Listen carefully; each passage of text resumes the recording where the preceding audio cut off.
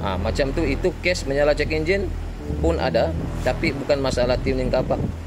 Tapi depends lah, tengoklah macam mana kan. Apapun kita perlu scan dan baca apa dia punya masalah. Kita tidak boleh juga simply cakap itu masalah CAN.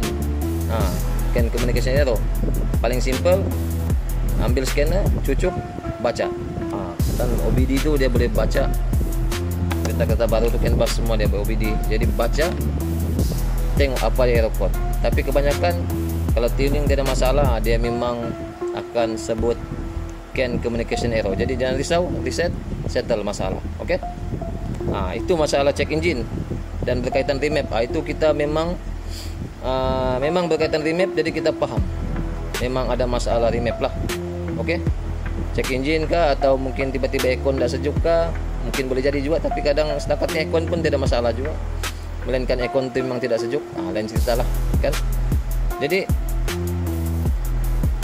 jelas di situ kita sudah jelaskan bahwa remap kita tune engine apa yang owner mau, atau depends daripada stage lah. Okey, nanti leka apakah tambahan itu kita buat dan kita masukkan. Jadi kalau macam lampu tidak menyala, radio tidak kuat, aksesori ada masalah, itu kita minta maaf awal-awal. Bukan kita tidak mau akun, orang bilang kan, kesalahan kita kah, kesalahan siapakah. Kita boleh akun kalau yang berkaitan remap, ada check engine menyala atau apa, kita boleh repair apa semua, kita boleh bincang.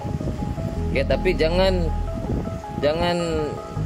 cakap benda yang tidak kaitan dengan remap. Kita tidak boleh, bukan tidak boleh terima, tapi ini benda dia simple cakap. Kita profesional, orang bilang. Oke, jadi kita pun tahu kan, mungkin anda apalah, mungkin customer tidak tahu, jadi kita kasih tahu di sini kan.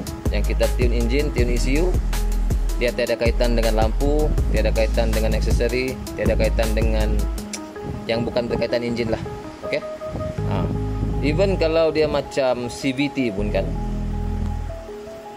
CVT kita semasa selepas tukar minyak CVT, di minyak gearbox tu kan, kita perlu buat oil labeling dan juga clutch adaptation menggunakan scanner yang tertentu saya boleh buat tu. Even kalau kita tidak buat tu pun, itu efeknya pada gearbox, dia tidak kaitan dengan tuning kita. Kalau tidak buat clutch adaptation dengan oil labeling tu, CVT kebanyakan dia lagi delay. Jadi kadang-kadang customer akan cakap remap tu yang tidak padu lah, tidak apalah. Okey. Tapi sebenarnya ada benda lain yang mengganggu dia. Bukan daripada remap saja. Jadi kita perlu tengok daripada sudut lain, bukan daripada segi tuning saja, kan? Sometimes ada customer yang dia berharap apabila tune, terutamanya stage 1 lah kan. Stage 1 ni standard kilang, semua kilang. Tiada ubah extractor, tiada ubah apa.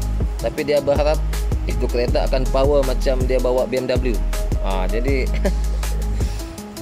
kita jelaskan di sini, kalau remap atau tune stage 1, dia memang akan ada beza, tapi jangan berharap kita dapat macam stage 3 punya tune lah. Okey, dengan keadaan kereta kita standard stok kilang, tapi kita berharap kereta itu pergi jauh pula. Okey, jadi jangan beranggapan begitu. Okey, kita perlu, orang bilang, pandang pada sudut lain juga. Macam kita tidak boleh harapkan remap semata-mata. Okey, kita perlu gabungkan dua benda, modified dan juga tuning. Kalau kita harap tuning saja tidak modified, tidak jadi juga. Kalau kita sudah modified, kereta mesti ada something, jadi dia perlukan tuning. Jadi ini dua perlu digabung.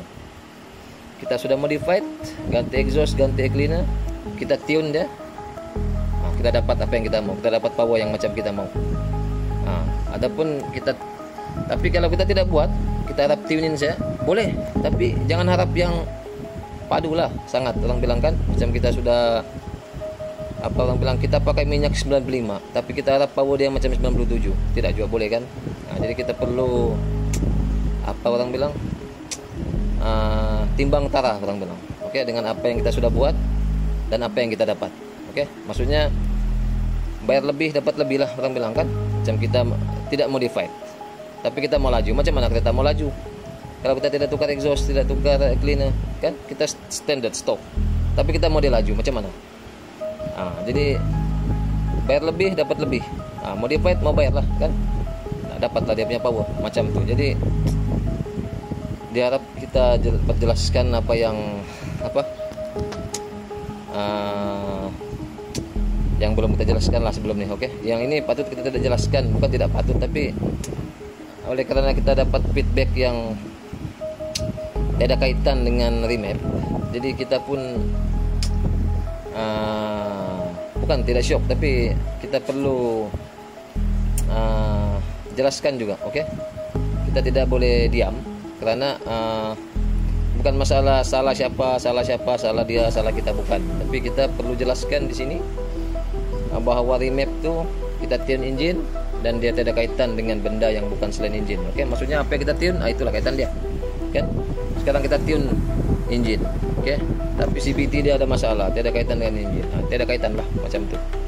Oke, jadi diharap jelas apa yang kita coba sampaikan pada video ini. Panjang sudah video ini, lebih sudah 10 menit. Diharap customer boleh paham apa yang berlaku, apa yang tidak sebelum dan selepas remap. Jadi kita harap customer boleh paham lah. Oke, kita pun coba jelaskan juga dengan baik supaya customer boleh paham. Diharap lepas ni kita tidak ada isu lagi. Kita terima juga feedback daripada customer. Kita mengharap juga, karena kita mau tahu apa yang kita buat tuh dia menjadi atau tidak. Jadi kita lagi suka customer bagi feedback sebenarnya. Tapi kalau feedback yang bukan dengan ada kaitan dengan remap, dengan tune, itu susah kita mau terima. Pasal kita dalam proses menambah baik kita punya prestasi dari segi tuning, tapi ya feedback yang kita terima bukan berkaitan tuning. Jadi kita rasa spoil di situ. Oke, kita rasa tidak, feedback yang diterima itu tidak ada kaitan dengan tuning, jadi kita tidak dapat menambah baik kita punya tuning. Tapi kita berpikir pula, kenapa lampu dia tidak hidup? Jadi itu benar tidak kaitan. Adakah lampu tidak hidup tidak menambah horsepower ataupun macam mana? Kan, ataupun aksesori rosak, horsepower pun menurun. Itu kita belum kaji macam mana, karena dia tidak kaitan dengan tuning. Jadi kita pun tidak ambil peka sangat terhadap benda yang bukan tuning. Mana-mana yang tuning, kita akan ambil kira apa feedback customer macam mana, kan? Macam mana kereta dia pergi, kalau modified macam ni, macam mana dia punya respon, kalau modified macam ni, macam mana pula. Jadi kita boleh tambah baik ataupun kaji balik kita punya tuning file. Maksudnya kalau kereta macam ni, kita tahu di mana mau ubah, RPM berapa, di torque yang berapa, begitu maksud saya. Maksudnya kita mau terima feedback customer ni, itu untuk itu, supaya kita boleh tambah baik tuning file kita. Biarpun kereta ni dia mempunyai isu yang sama, dia ada tiga yang sama ni, Iris, Saga BBT, Pesona BBT. Tapi sepanjang pengalaman kita tune dalam berapa puluh biji kereta ni, dia tidak sama lah semua. Dia tidak dapat kita kasih sama dia sama, dia tidak, dia akan mesti ada something yang lain. That's why kita perlu kaji itu benda, kenapa dia macam tu. Satu mungkin penggunaan minyak, dan satu lagi juga maintenance daripada engine. Itu kita memang tahulah, minyak yang berbeza pun faktor, maintenance engine pun tidak jaga, boleh jadi juga. Jadi kita ambil kira semua feedback tu supaya kita dapat gabungkan dan kita dapat cipta satu tuning yang boleh digunakan untuk ketiga-tiga kereta ni. Maksudnya kita ada satu base map yang kita boleh gunakan. Kalau kereta tu datang dengan modifikasi macam tu, kita tahu sudah mau buat macam mana. Dan kalau dia datang dengan factory stock pula, kita tahu macam mana mau tuning. That's why kita perlukan juga feedback daripada customer, tapi yang berkaitan dengan tuning, oke? Bukan berkaitan dengan aksesori kah, lampu kah, itu kita tidak tahu mau buat macam mana. Oke, so misalnya video ini sudah terlalu panjang, tapi harap dia mampu menjelaskan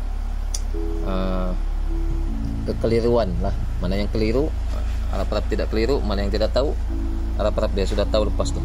Oke, so customer antar ECU, so kita tune ECU saja, nanti customer akan crash sendirilah. Oke.